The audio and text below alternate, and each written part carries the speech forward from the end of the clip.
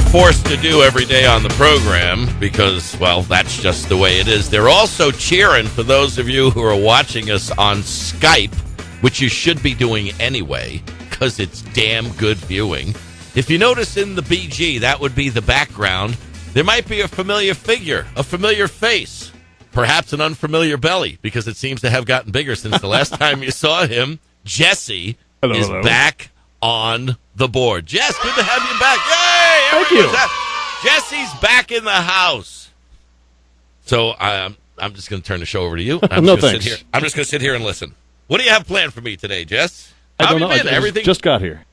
I know. Just like last minute, thrown on the board. Marcelo had some big corporate executive suit type stuff duties to attend to, and he said, Jess, work the board. I believe it's been 7 months to the day.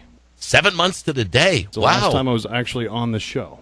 Like a month anniversary we're having here, a 7-month anniversary. Wow, good, Jess. Good to have you back. If anything goes wrong with the show today, blame it on Jess. Brad producing the program. Emails at the website, jerrydoyle.com. Poll question up there for you today. Brad, is the poll question working? Because the website, we had some kind of what? Spyware, malware, some foreign foretaste.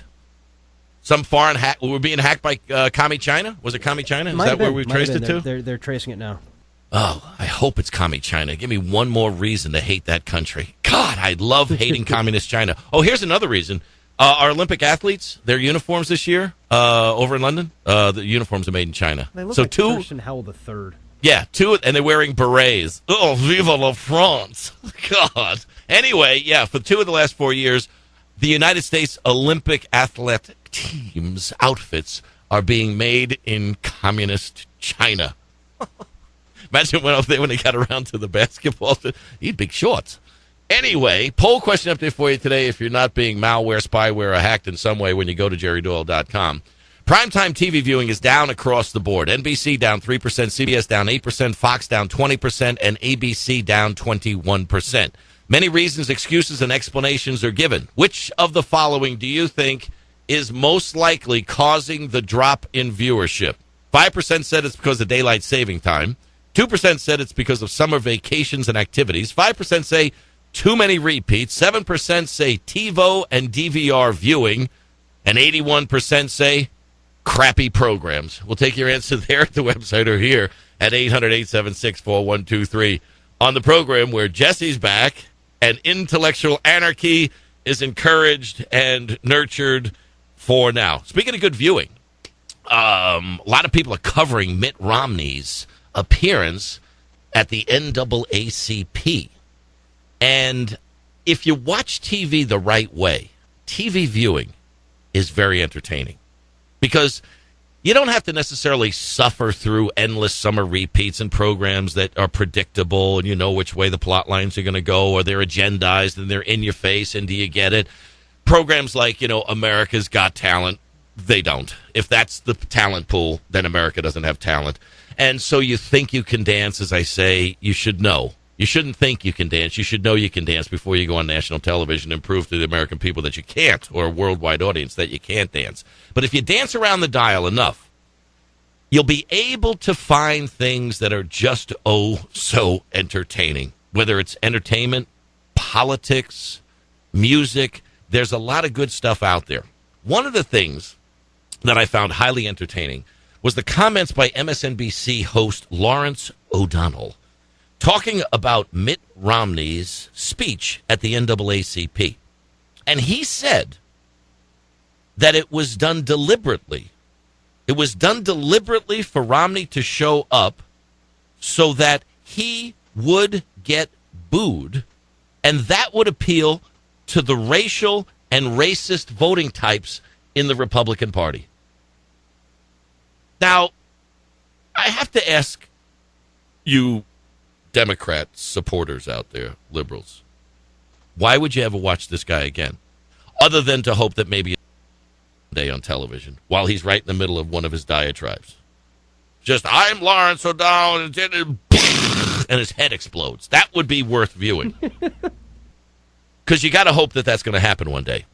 The stupidity that comes out of his mouth, equaled by the stupidity that comes out of the corrupt House Minority Leader, Nancy Pelosi, who had basically the same comments about Mitt Romney speaking at the NAACP.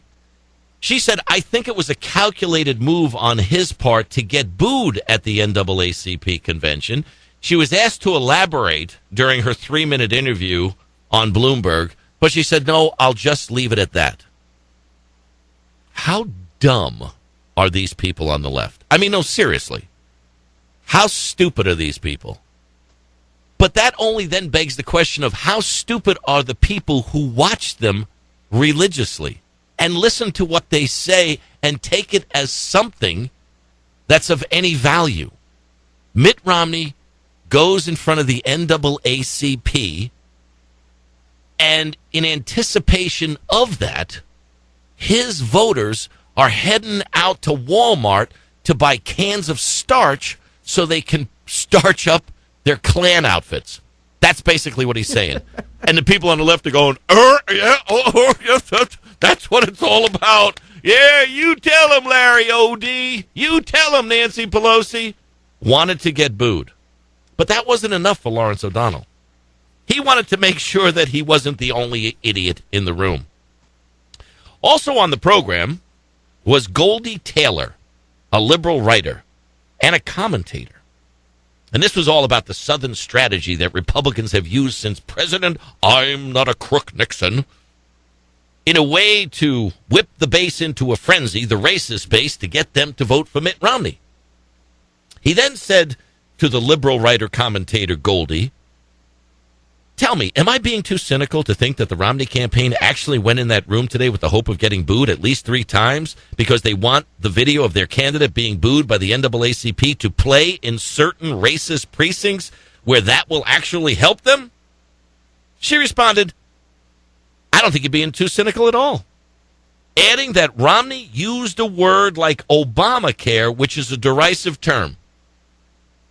Mitt Romney, the white guy, went in front of the NAACP, the black crowd, and dropped the O word. Obamacare is now racist. Food stamps are now racist. Anything that is perceived to be a slight against this failed socialist president has a racial component to it. Now, here's what Mitt Romney should have done. Just my advice. See, a black audience with a white entertainer, performer, speechifier like Mitt Romney, you know that they're going to be sitting on their hands. Go think back of Michael Bolton, 1982, when he was at the Showtime at the Apollo. Here comes the white guy. And they didn't clap for him, but he started to sing. And through what he did, he won them over to a standing ovation. And Mitt Romney got a standing ovation at the end. And kudos to Romney for doing this. And kudos to Romney for having more guts than George Bush to go to the NAACP. Because when George Bush didn't go to the NAACP when he was the president, there was a white president. Mitt Romney went in front of the NAACP when there was a black president. So if Mitt Romney has no spine, perhaps we might want to rethink that. He's not a street fighter. He's a bean counter. We get that. But yesterday we had on the program Jimmy Walker with his new book, Dynamite. Jimmy Walker's first joke on television on the Jack Paar Show in 1973 was, I'm from the ghetto. I'm here on the exchange program. Imagine what they sent back. That was his first joke. Mitt Romney could have killed in front of the NAACP if he walked out, stood at the podium, looked at the crowd, and said, and you thought John McCain was white? It would have killed.